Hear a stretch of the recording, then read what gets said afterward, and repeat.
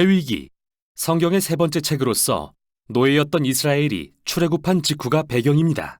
이때 하나님은 그들을 시내산 앞에 데려와 언약의 관계로 초대하시지만 그들은 금세 반역하여 언약을 깨뜨려 버리죠. 자신의 영광스러운 임재가 이스라엘 가운데 거하길 원하신 하나님은 성막의 형태로 와주셨는데 그들의 죄로 인해 이 관계는 손상되고 맙니다. 그래서 출애굽기 끝부분에 모세가 이스라엘을 대표하여 하나님이 임재하시는 회막으로 들어갈 수조차 없었던 거죠. 레위기는 이런 근본적인 문제를 상기시키며 시작합니다.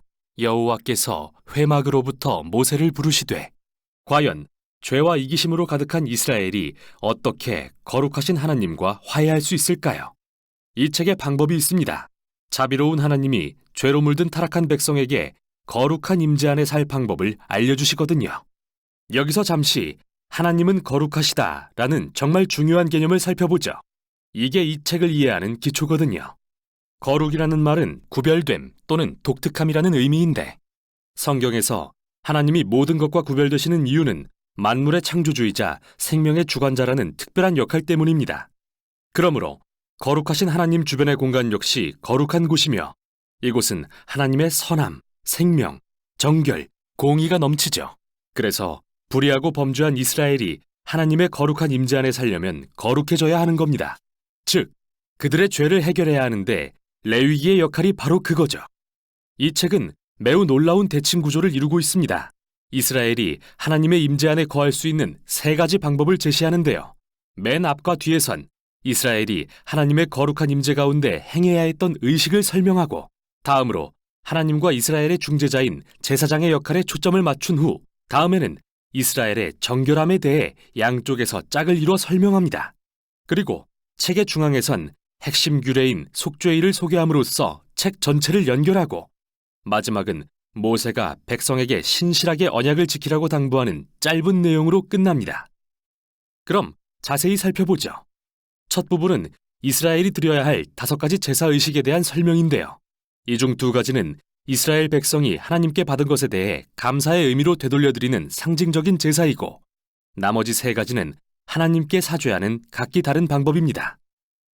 이스라엘 백성이 살아있는 동물의 피를 바치며 자기 죄로 인해 하나님의 선한 세상에 더 많은 악과 죽음을 불러왔다고 고백합니다.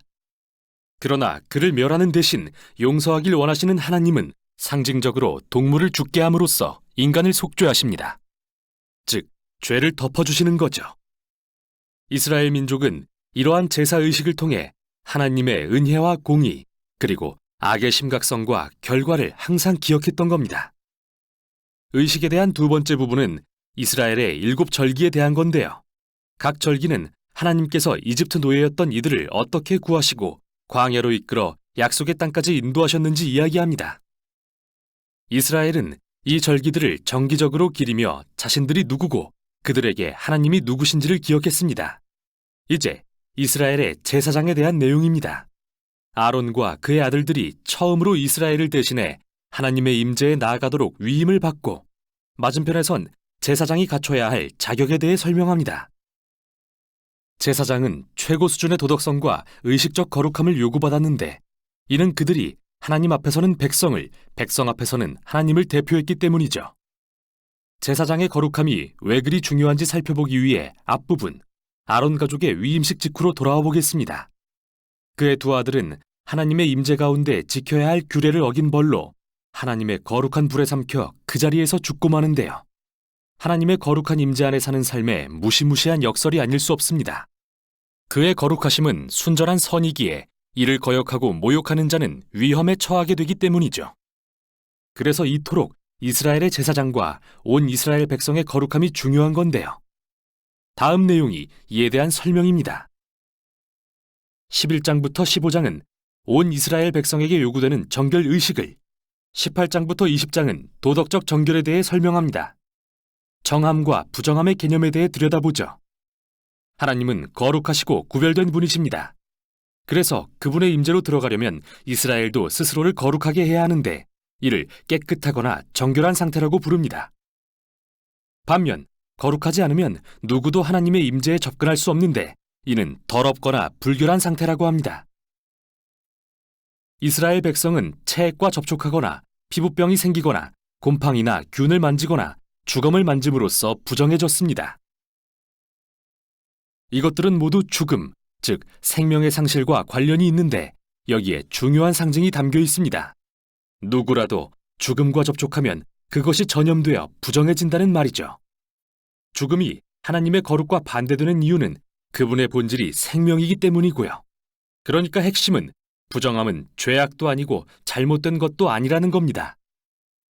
이런 것들과 접촉하는 건 일상에서 자연스레 일어나고 부정함도 일시적일 뿐이죠. 1, 2주만 지나면 끝나니까요.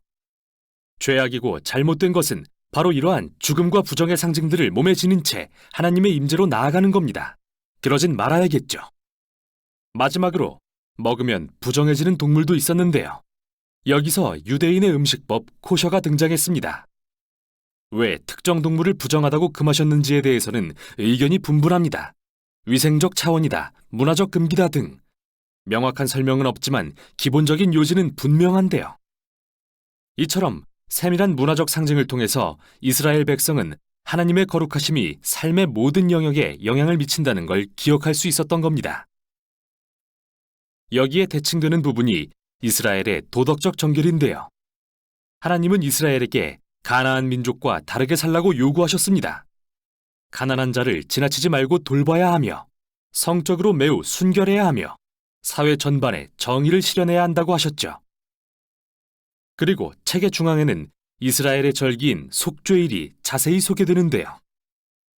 분명히 백성 중 누군가는 죄를 짓거나 불순종을 하고도 제사를 드리지 않았을 수 있기에 대제사장은 1년에 한 번씩 2마리의 염소를 잡아 한 마리는 백성의 죄를 대신하는 속죄 제물로 바치고 다른 한 마리는 희생의 염소로 삼았습니다. 제사장이 이스라엘의 죄를 고백하고 이 염소에게 그 죄를 전가한 뒤 광야로 내보내는 상징적인 의식이었죠.